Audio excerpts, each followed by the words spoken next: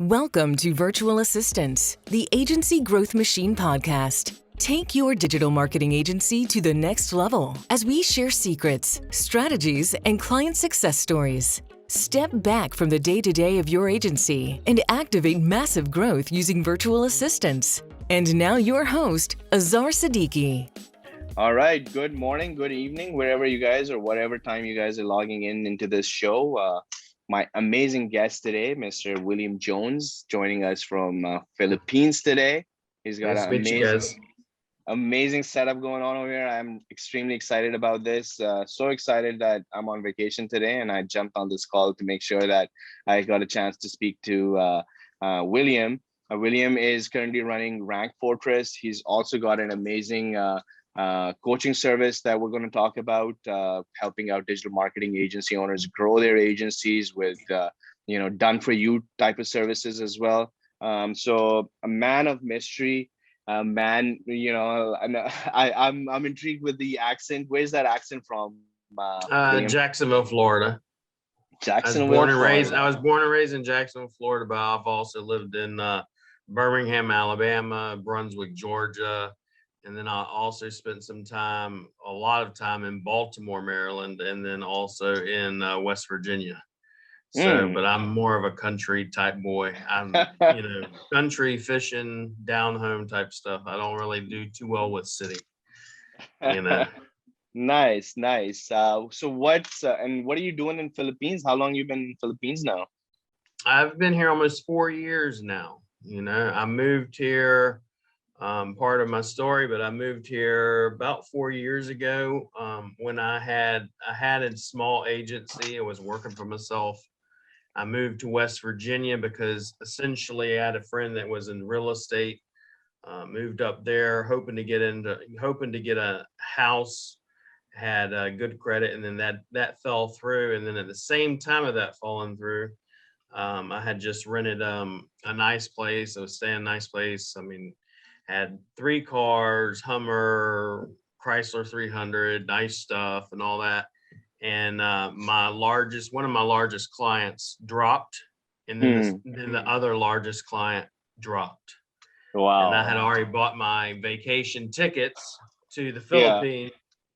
Yeah. And then I went into depression seriously. Because with all the bills, and I had 4, I have my kids. I have my oldest daughter, my youngest daughter, my son, and my wife and myself. So with all those bills and a $1,600 a month rent, all that. So, and then, so talked to my mother-in-law, and she's like, why don't you just come over here? We came over there, and then we just decided to move everything. We shipped like 50 something, what we call balikbayan boxes.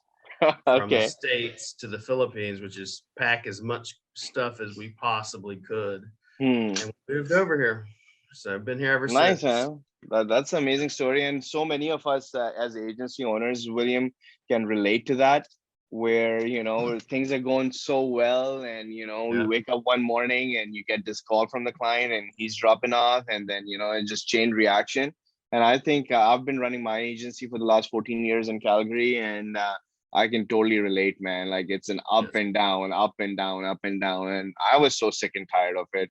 I know so many of our agency owners who work with us are in very similar shoes where, we don't want that, right? Like, it's fun. Like, as entrepreneurs, we do have some personalities who can take more pressure than other, but it's not enjoyable, right? Losing clients. No, it's definitely not enjoyable. I mean, I have one student, he's like more like a son to me anymore, Jason. He's actually moved. He's actually came over here, went back, and then coming back again. But the thing is, I told him, excuse my French, but it takes a certain set of balls, or either you're crazy to run an agency to me. Because I have people all the time that say they want to start an agency, and I don't understand it. And I run a big agency. I think a lot of people see the agency and they're like, they just see the big office or the big staff or all the clients, and they don't think about all the crap you have to go through to get there and on a regular basis. I mean, the only difference between now and where I started is I don't just have one source of income. I have multiple sources of income. And then it's not just I do web design and SEO, or we running just an agency. We have other things that we do as well. So that's excellent. We'll get into that, but I think William just made understatement of the year when he said that I run a big agency. Big agency on William's side is I was speaking to him is 1,000+ clients right now. Is that correct, Will? Yeah.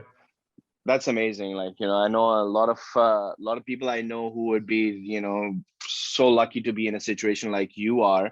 Why don't you walk us through, like, since so this happened when you were in States, you dropped off a few clients. How did you rebuild, man? Like, you went out to a completely different continent, and from there, how did you rebuild up to 1,000 clients and different revenue streams?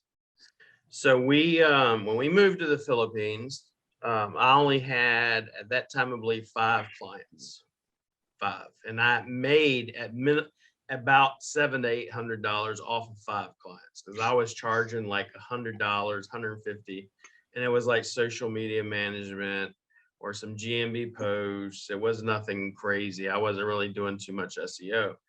Come over here, but we made enough to, pay for the electric bill. We had a block of a house. It wasn't done. It wasn't what it is today. Yeah, you posted some of those pictures. I saw that. Yeah. It was a great job sharing that life story, man. Really impressive. Yeah, I try to share all that so people see, and I even do some of the live streams and stuff. And then my daughter, actually, my oldest daughter, winds up getting married to a Filipino here. And then he gave me about a $8,000 loan, and my wife started up a laundry shop. So the laundry shop, I was, when I say laundry shop, let's say we got 3 washers, 3 dryers, and I'm washing dirty laundry and delivering it and picking it up. And I was doing haircuts, because in the laundry shop we had a barber shop, and then we had the laundry shop, and then we had what we call Sorry store. I think y'all probably have them in Pakistan, but Sorry store is basically a convenience store where you go grab toilet paper or some snacks or whatever. And so I was picking up laundry for let's say 50 pesos, $1, doing haircuts for $1. And I used to make around $7,000 a month. So this is where I tell people, you got to be willing to put in the grind, or put in the, or as Gary talks about, eating, crap before you can eat caviar, if you want to eat caviar. But that's crazy, man. Like, going from $7,000 a month and living in West Virginia, and living in this house, and we're thinking when we moved, as agency owners, that I want to move to Philippines and maybe set up a team there.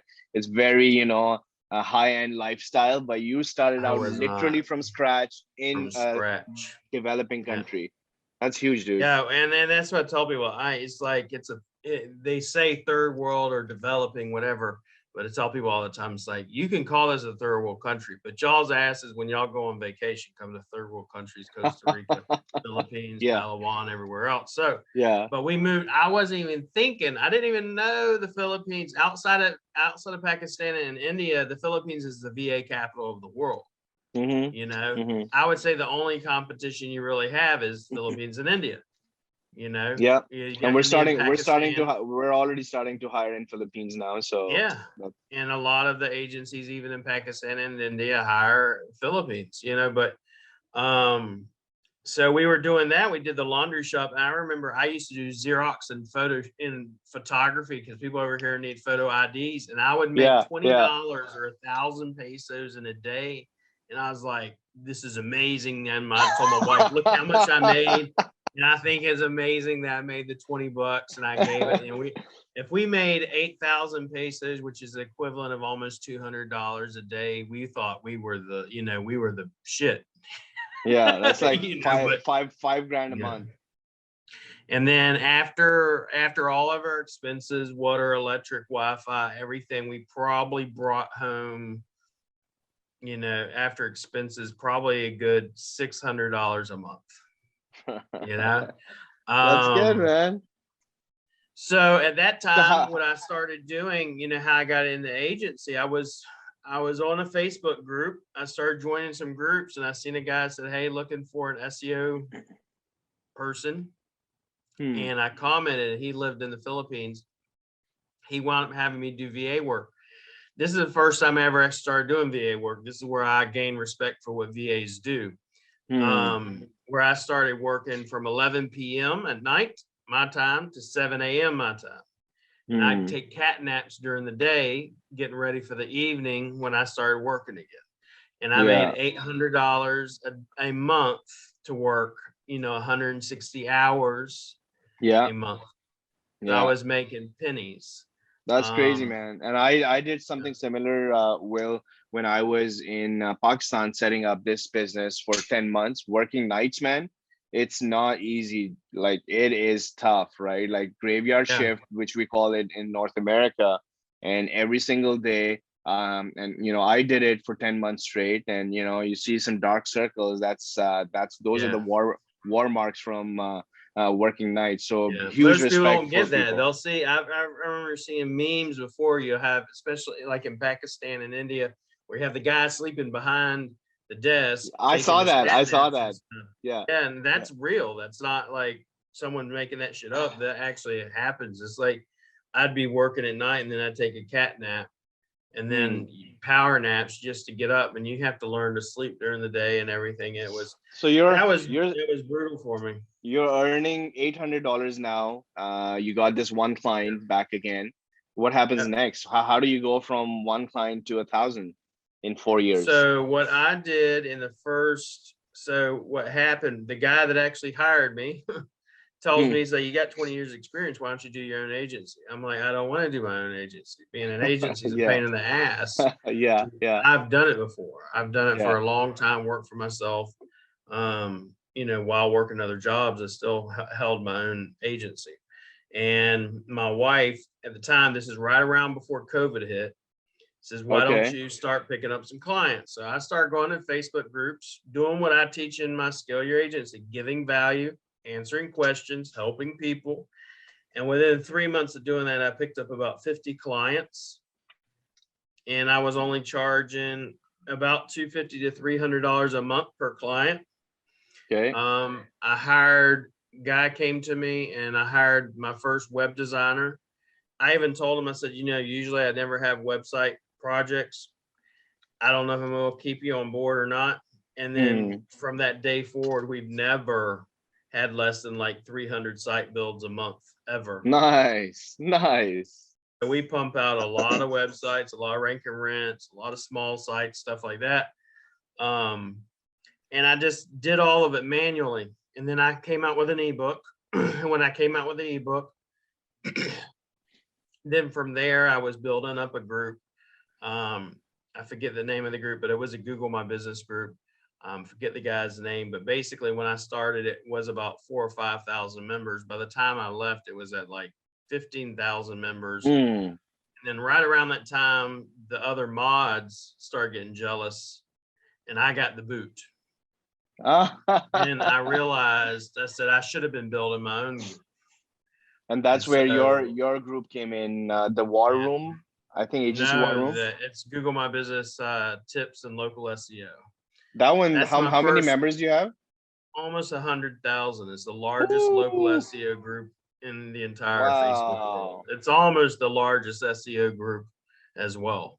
Besides local SEO, everything. 95,000 people in there. Wow, man. Like amazing. 98, 99, something like that. We've went over 100 before, but let's plug in that link, guys, in podcast. That's amazing, man. So like you're growing, and what we're going to talk about what you did to grow that fast and that rapidly. There must have been some huge growing pains with that, man, like hiring new people. And I know you were working with VAs first, and then you changed the strategy a little bit. So what happened there? So what happened was, originally I hired VAs, virtual assistants, that were all over the Philippines. And my wife, I had about 17 VAs, only one that actually worked with me at my house. And then what happened was, Wife was like, why are you so stressed out? You should be less stressed when you got people actually helping you. So we went on a little mini vacation to a resort. And then I gave it some time to think about it. I was like, you're right. I shouldn't be. I shouldn't be stressed out. I would think I'd be stressed out. And I was actually doing more work because at this time I'm also building. But then I found out a lot of them weren't doing what they're supposed to do. So if I came back, fired one person, and I figured that's a warning shot. And then next thing you know, I fired like 14 people. So done with it. You're down to like no staff at all, or just like to I only had one person doing my social media, one person doing content, writing my ebooks for me or ghost writing for me, and then I had one person doing web design. That's a gutsy move, man. With and especially when your client roster is growing on the other side. So how did you change that, and what did you do next? Yeah, then I wound up the web designer. I basically said, hey, do you have any friends from school or anything like that? And he said, yeah, he had two friends, one of which actually was one of our relatives here. He knew no IT background, none of it. The other one, none of them knew any SEO, IT background, none of that stuff. And so I brought him in and I said, okay, let me show you how to do an SEO audit. And I taught him how to do an SEO audit. All right, let's show you how to fix broken backlinks, broken links, broken images, SSL security, all the stuff, how to do, geolocation, GMB posts, all this stuff. So I taught them hands-on. And then once they knew how to do it, I started giving them work. And then the web design, I had my main web designer teach two people that knew nothing. All they knew how to do is play video games. They barely knew that. And then from there, we taught them how to do web design. So everything was hands-on teaching. But and fresh people with no experience. These are not bachelor IT background, nothing. I think that's a great, and we do something similar here as well, because we want to bring on team members and people who can live and breathe your values. And it's really hard to do that with a virtual assistant. And what you I think doing over here is building out your team who's going to be able to who are going to be your employees internally, who are going to be able to grow with you. And as long as you have those, did you have any SOPs or checklists, things like that at this point? No. Back then I had none. Now I have almost close to 200 SOPs. I have my own SOP system, which I sell on top of it, which covers everything from, lead generation to hiring and firing and to meetings and SEO and installing plugins and building websites. I have all of it. And I sell that as well. The SEO part of it's actually part of GMB Pros, but I literally what I now do on automation, I used to do manually myself. So everything I did was manually by myself. Sales, and how big videos, all that stuff. Did everything yourself, and I'm guessing you're not doing. We're gonna get into the nitty-gritty of that real soon here. But my last question is, how big is the team now, Will? From 0 to. So I have 15 people that are actually virtual assistants that I have no control. I don't physically, they're not here, they're not employees, something like that. And I have close to 50 that are actually here. Wow, 65 people plus you, 67, and managing a client load of 1,000+ people. Like, wow, man, that's something amazing, man. Amazing, like great job. You've built something amazing. And built something amazing sitting in Philippines. Like that's, I don't know, man, it's giving me goosebumps just thinking about this. So great. Why don't we dive in and we find out what, like, to get to 1,000 clients? I'm sure you had to do some kind of marketing. Like what did you do? Like, how did you attract these clients? So I'm the guy that generally, a lot of people, I'm an SEO, but I do not push SEO. I don't think it's the one stop be all. I don't think it's going to get you where you want to be. I don't think pay-per-click ads are going to get you where you want to be. I don't think a sales team is going to get you where you want to be most of the time. The thing is, it's like, when I started, I don't know if you know him from ClickFunnels, but Blake Newbar. So Blake Newbar, what he taught is optimizing your Facebook profile. He was one of the fastest people to break 1 million in, I think, like 30 days or 40 days, something like that. And all he taught was optimize your profile, put a call to action on it, and then drive people to your Facebook profile, which is seen as a website or a funnel. And you're funneling them to your offer. I started doing it. I never even heard of Blake Newbar. Someone came up to me, they saw it, and they were like, have you ever heard of Blake Newbar? And I said, no. He said, go check out his stuff. He's like, because you're implementing what he's doing. And then Frank Kern and Seeds of Domination. He said, have you ever heard of him? I said, nope. I'd recently got his I've heard book. of Frank Kern. Yeah, I knew what Frank Kern was, but I just never heard of his books and stuff. I just was not involved in that side. And then I started getting involved. And he's like, you build the personal brand, and then personal brand being, for me, when I was going into the group, I did things most people weren't doing. Most people go, hey, I can give you backlinks. Hey, I can help. Hey, PM me if you need help. And that's a bunch of BS. What you should be doing is actually going in and helping people. If they say, hey, my GMB is suspended, how can I get it reinstated? And you actually answer them. Don't say, I can help. They obviously, if you can help, then answer them. Yeah. And by answering the people, eventually what happens is you get known in that niche or whatever niche you're in as the go-to guy that helps everybody. And people just start coming to my inbox without me ever doing anything, or organic marketing, as what most people call it, to the point now, if I was to show you my Messenger, I probably have at least 100 DMs in there. And now it's on automation. I have tools that do it for me. There's one tool that me and a partner of mine, Kevin's launching, is basically stories. For instance, I drive people to my profile, and right now, if everybody goes to your stories, you can do a poll, you can ask a question, and you see viewers. But this software we're coming out with in like 2 weeks. What happens is every person that ever engages in your story, looks at your story, clicks on your story, does anything, or even just looks at it, it will automatically DM them a message.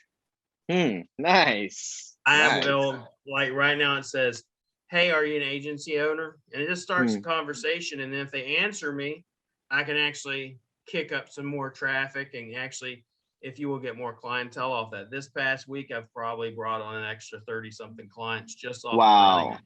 Wow. Days. So that does for me what I used to do manually. That means that, like genuinely helping out people actually works. And I think that's what you're talking about over here. It's hard to believe, like, not running. Did you run any paid ads, or are you running any now? Zero. Wow. I'll run none. I'll run any now. I haven't never run any. Wow. You know, on my YouTube, when I got, for the longest time, I won't mention any names. I have one fellow that doesn't like me whatsoever. He got me and started in YouTube. And then when I started in YouTube, I only had, like 10, 20 views, a couple of subs here and there. And then probably about a year later, I went, I need to get serious about my YouTube. So I started going live like twice a day, every day. And then doing video content. Like right now, the average person, some of the bigger guys, Craig Campbell, Chris Palmer, all them guys that have been doing SEO for a while have like 500 videos. I have like 500 videos. I've only been doing it for a year. But I did that because I was going double tap on my content and on my brand. And this is another thing I told like one of my mentees, Jason. I told him the whole reason you need to go live has nothing to do with your audience. It has to do with finding your voice. If you don't learn to find your voice, and you find your voice by doing what? Going live and putting content out, finding what people are going to react to, and the biggest takeaway I would think is that most people don't want to do that. They don't want to answer questions because they feel like, well, I'm not qualified. I don't want to go live because no one knows me. Or the other one is if I start putting myself out there, and this is the big one, as soon as you start putting yourself out there, the haters come to you. It's like you're going to get a lot of hate, and you're going to get a lot of people that either love you or hate you. Well, I don't mind that because if that helps me build out a business with 1,000+ clients, I'll deal with the haters. But this is such a great story, Will, because I haven't heard this from anyone else who has grown an agency to the level that you have grown Yeah. without doing proper digital marketing. Like this is genuinely helping out people, going out there in these groups, making a brand for yourself, being a well-known, positioned person Yep. inside that niche. And we know that it works. Well, a lot of us are doing a great job at it, but we Yep. usually have a combination of some kind of paid ad strategy along with that and things like that. But you've done it without anything, and it's such a Without huge any, testament, yeah, man. without any paid ads or anything, we've not had to. We're probably going to start doing some whenever we heavily start pushing agency war room, which we'll talk about later. But with the coaching program, we're probably going to, mainly because that's going to be based on ClickFunnels, and we're going for the 2 comma award on that one. But Oh, nice. that's different. But the thing is, marketing positioning is what most people, they don't Marketing understand. positioning. Marketing positioning is like, if you want to be the #1 person in SEO or whatever niche you're in, you have to be the person everybody's talking about. And Nice. that So it looks means like, creating an audience or a brand that people love as well as hate. yeah, You and know, that's amazing, man. you have to have both. And if So you do a good job there, it doesn't take a long time to do that. Like we think that, oh yeah, man, I gotta do this for years and years and years. yeah, You build this business up in less than 4 years through yeah. COVID, 2 really. years. And man, Yeah, amazing, two amazing. So years, that's 2 years. It's in less. We've only been on using Stripe for about, processing. Because I used to process payments through Payoneer and have to invoice every client. So now we have Stripe, and it's like, imagine taking it from where it's at to a 7-figure business, not just a 7-figure business gross, but a 7-figure business net. yeah, Okay. Because most people, oh, I have a nice. 7-figure business, but then let's say they're in the States and they Yeah. have, $40,000, $50,000 they got to pay out overhead every month. But where someone like us, we don't have that kind of overhead. Hardly have anything left, man. Like a 20% margin there would be Yeah. huge, but a net 7-figure business, I would Yeah. love to be a part of that. That's amazing, Yeah. William. So to marketing positioning, I think this is something brand new for our audience. We usually talk about something, a combination of things. Are you still doing funnel building on the back end? Are you using a I CRM do system? funnels. Yeah, like right now I'm actually in the process of building out we have Rank Fortress, and then I'm building out another one for William Jones. And that one, everything on the menu is going to be a funnel. So Nice. GMB Pros will be a funnel, Agency War Room's a funnel, any courses we And come you're out with a using funnel. ClickFunnel for that, high ClickFunnels, level? yeah. I'm not I'll use Go High Level for basically warming up leads and nurturing leads, but I will not use it for, not saying it's not any good. I actually believe it's good. It's just I'm sold with ClickFunnels. If you look on the back, I have all the stuff. I have the hat, mainly All because right. they're the guys I learned everything from. Their culture is what I believe in, and I believe in what they're doing. And Gotcha. that's what really, I studied their books for years and read their stuff. Most of what I do is based on ClickFunnels, based on lead magnets, tripwires, lost leaders, stuff that most people, if I mention it in in SEO or even marketing, most people are like, "What's that?" What's Yeah. a lost leader? Define a lost leader for me. Define a USP. They're like, USP, isn't that the barcode on the back of stuff? Like, no. What's your unique selling proposition? Yeah. Yeah. Stuff like So that. And they don't fathom a lot of it. so William, so we discuss your marketing, amazing strategy.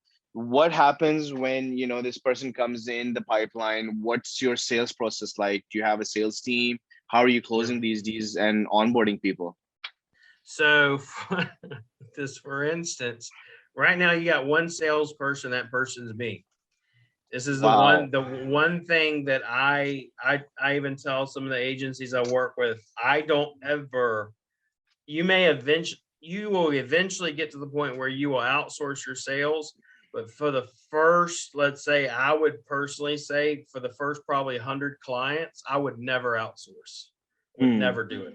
Mainly because I think I have book after book on this, but I personally believe the number one skill set you need to have is your content. But besides content, number one is sales. And then number two is copywriting. If you can't get those two down, I don't see how honestly you'll be successful in business and building a personal brand. You have to get good at sales. You have to get very comfortable with it. I'm extremely comfortable with it. I have probably about a 60% close rate. Wow. If I get on the phone with someone, I will close them. You know.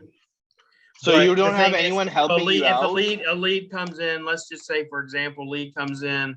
Back in the day, I would start the conversation. They say I'm interested. I do an audit for them. My whole slide deck or sales deck is me doing an audit for them, tell them what's wrong with their stuff, show them where their competition's at, and say, hey, this is where you're at. And when this is what we need to do to get you here, this is how much it's going to cost. And then I send them, the sales page so they can pay right there. But onboarding, like you said, onboarding, you just onboarded like 30 clients last week or something like that. Yep. And doesn't that get like really hectic for you with running this huge agency? I have onboarding forms. So I have the forms. We're actually putting those all right now into Infinity, which is a project management. But up until now, we've only used Google Sheets and Google Forms. But what we do is I send out the Google form. They place an order online. They get an agency discount. Besides this being low, we already offer, depending on how many clients they want on board, anything from 25% to 50%. Wow. So once they're at 50 clients or more, they get 50%. But at 5 clients, it's like 25% up to 20, something like that. But what happens is I send them the form. They place the order. I send them the form. It's automated. Once they get the form, they fill it out. Once they fill it out, they're onboarded via our project managers. And then once they're onboarded, within 30 days, every 30 days, that you're sent their reports for their monthly SEO. Website, same thing. Automatically get a form. They fill it out. It's automatically queued. And then once, within 5 to 6 weeks, our websites are done, because we're building out, like I said, 300 to 400 websites a month. Huge, man, huge. So this sales, so it looks like, even though you're doing sales, but you have a good SOP system around it. It's a lot of it is automated. You just have to jump on that strategy or discovery call. And once 60% of the deals get closed from there, everything is automated from there on, and your team takes over.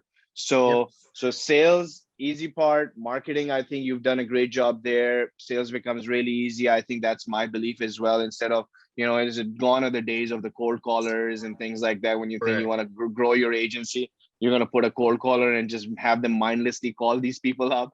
That shit don't work anymore, man. So amazing. So we gone through marketing, we gone through sales. Let's talk about retention, because you want to retain these clients for as long as possible. And how are you managing that with 1,000+ clients now?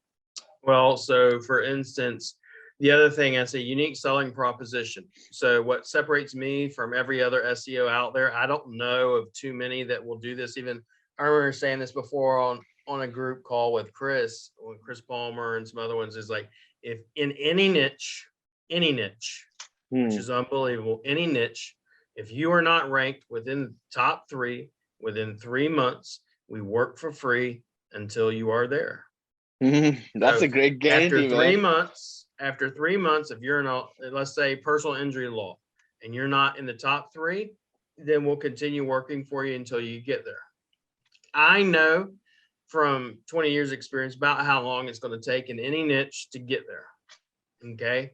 That being said, our retention is anywhere from 6 months to, I had one client that had been with me for 10+ years. Okay. So I tell you, for me, it's all about giving them value and you actually making the money. If you're actually making the money, they're never going to want to get rid of you. Yeah. If you're actually not, because your job is not to give them satisfactory service. If you're giving them satisfactory service and someone comes along with, let's say, a lower price, they're going to, if I give them exceptional service and they love me and they love, how I treat them. For instance, if let's say 1 month we have an off month, or 1 week we have an off week, they'll forgive me. Yeah. But They'll are you always stay with me. how are you communicating? Because Josh Nelson always talks about that, you know, the number one reason a client leaves is perceived indifference. And you know, even though we're doing a great job on our side, like you said, but if we're not communicating regularly, making calls to Yeah. our account managers and things like that, like how are you doing that? So I have a couple of ways. Everybody, all the clients can talk to me once a month if they want to talk to me. 15-minute phone calls. You know, I give them that. They also have Slack. They also have what's the other one? It's Telegram. Okay. They have direct access to me.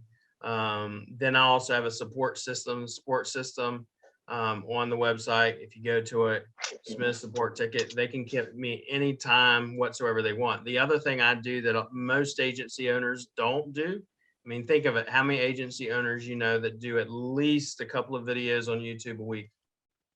Very few, Probably man. Like out of maybe 5, if yeah, that. yeah, not even that. Maybe 5% maximum if we're being Yeah. really generous. And see, and besides that, then I'm constantly emailing, I'm constantly putting out information and value. I'm constant, like the SOP system. I developed this, all the SEO SOPs, and this SOP system covers everything to actually do marketing. And So you're not I'm using constantly any, giving value. but on that note, William, you're not using any account managers to talk to these people and make No. sure that nothing like that, huh? Nothing whatsoever. I've actually had a bad experience with that, and I would actually advise against it for the most part. Okay. You And know, why is that? mainly because what a lot of people will do with their project manager, for instance, if you're in the States, it's one thing. If you're in the Philippines and I have a project manager that has direct communication with my clientele, Yeah. I will almost guarantee you they will leave you eventually. They will try to take clients from you, and you will get screwed over. It's not a matter of when it's going to happen. I mean, if it's going to happen, it's a matter of when it's going to happen. Now, that being said, that's why I'm putting most of my stuff in Infinity and getting it automated, so they don't have direct communication with any of my clients, and they don't have the actual access to the clients. Most of the clients on top of it come to me because they want to be able to talk directly to me. A lot of them hate the fact that, you know, when I have in the past used a project manager, knew English, graded English, college educated, all that stuff, could not stand dealing with them. They wanted to deal with me directly all the time. Now, that being said, what I would prefer to do is be able to find someone, you know, account managers you can actually trust to deal with the clients. But what I've found for the most part is they love being able to talk to me. You know, that's the one thing, like, I won't get rid of the sales aspect of me creating the content. Sales aspect, I can be sitting on a damn beach and talk to somebody, or I can be in a hotel, I can be on vacation like yourself. I don't have to be in the office. You know, if they're having a problem, they direct communicate with me. They know that. I think that's the biggest difference that I'm seeing for between you and most of the other agency owners, that, you know, once they get some scale and traction, they tend to step back from, you know, you're stepping back in a different type of manner, where you're SOPing the hell out of this particular process so you can take on 30 clients a month. Everything is automated around that, but you, as the name of the brand, is still involved in there, and you're doing it with you're doing it by giving access to yourself even after you close the deals and during the sales process, and then overall creating amazing amounts of content. And quite honestly, if you look at a lot of like the big names, it's one of the things, like, I'm not saying he's going to be on every call, but Gary V, Grant Cardone, all these big names, they say, here's my cell phone number. Eric Thomas, here's my cell phone number. And they can you can directly message them. They'll get the SMS.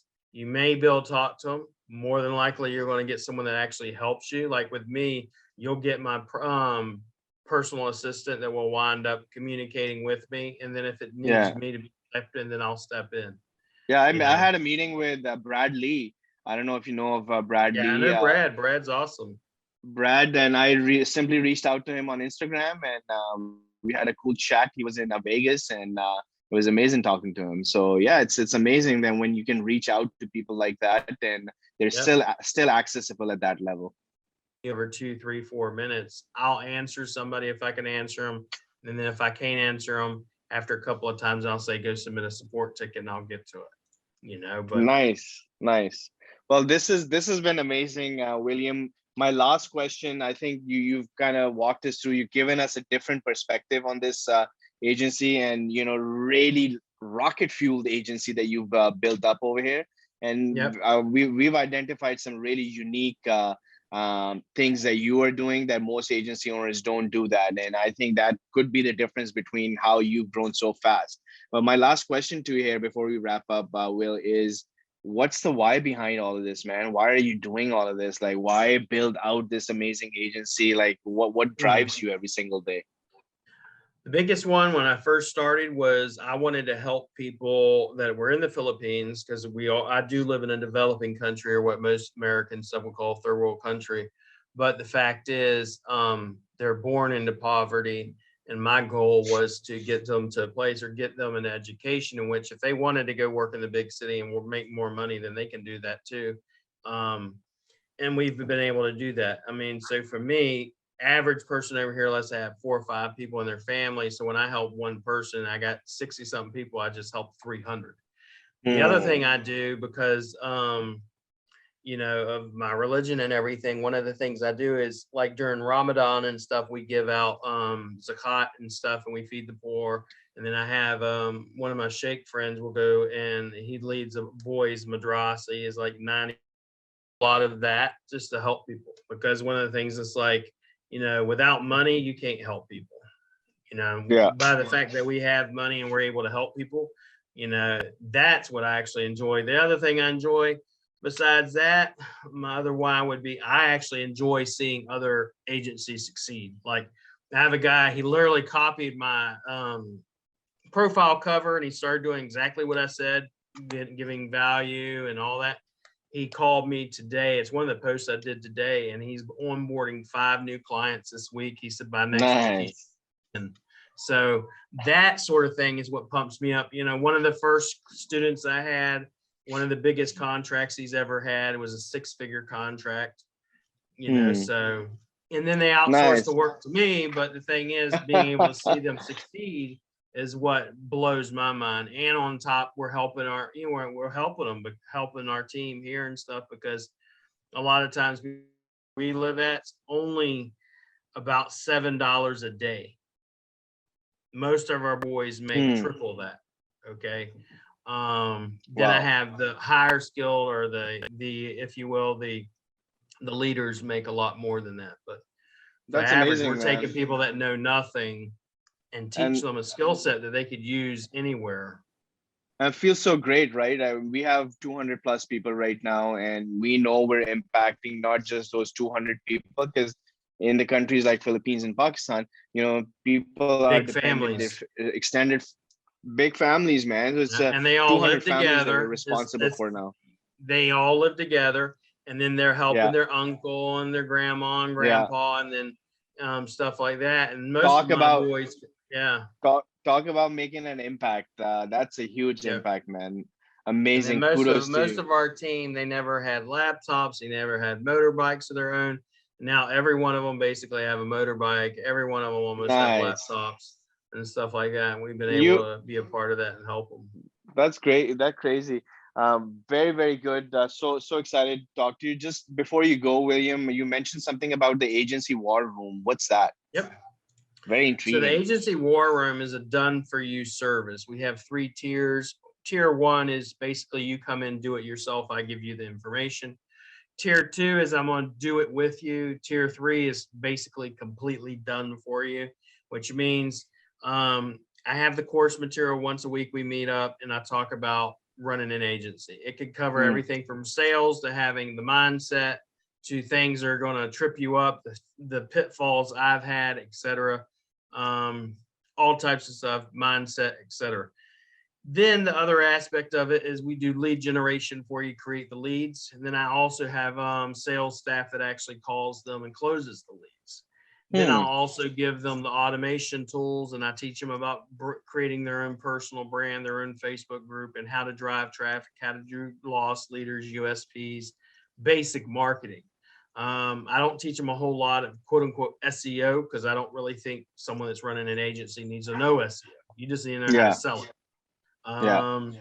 So we do that, and then, I think there's a huge demand for that, Will, because, we know we're in, multiple joint ventures with coaches on this side. And I can tell you, man, that people are willing to, if you have the right material, people are willing to learn and even pay for it and come in. Yep. And are these people are these like brand new agency owners, or do they generally I have out of all of them, I have one that's a 7-figure earner already. The rest of them are brand new, 5 to 6-figure earners only. And some of them aren't even at 6 figures. Nice, So the ones, our whole goal is to get them to 6 figures and then 7. Yeah, because most people I know who won't even talk to a agency person who's thinking about launching an agency if they don't have 10K a month or 20K a month in revenue already. So this is great, man. You're helping out people who are thinking of having a career like yours. The first package is honestly for freelancers, and then the second package is for people that, let's say you got 10 or so clients, because at the top tier, we're actually hand training 5 VAs and giving you a project manager, an SEO, a web designer, a lead manager, and then a personal assistant. So I'm training them, giving them to you, and they're trained in my SOPs and everything. So, and what happens with them is when they're in that top tier. Well, I know. When they're in that top tier, they're getting that done for you. And while their VAs are being trained, we do all the SEO and the web design for them for free. So once they have 5 clients or more, then they need to start getting their own VAs, and we get those VAs for them and the support ticket system. Well, this has been amazing, William. I really appreciate your time. I know this is going to be such a huge value added advantage for any agency owner who's going to listen to this. Amazing stuff, very different, very out of the box approach, growing a net 7-figure business in, around 2 years. I am sure I'll be back for more talking to you. We're going to be discussing on the sidelines, but thank you so much for being on the show, man. Yes, I know sir, it's late night for you, so I know you want to hit the sack. Yes, sir. I appreciate it. I will talk to y'all guys later. Thank you so much, Will. Thank you. This has been The Virtual Assistant, the Agency Growth Machine podcast by Azar Siddiqui, co-founder at RepStack. If you like today's episode, you can find more and subscribe at repstack.co. Thank you for listening.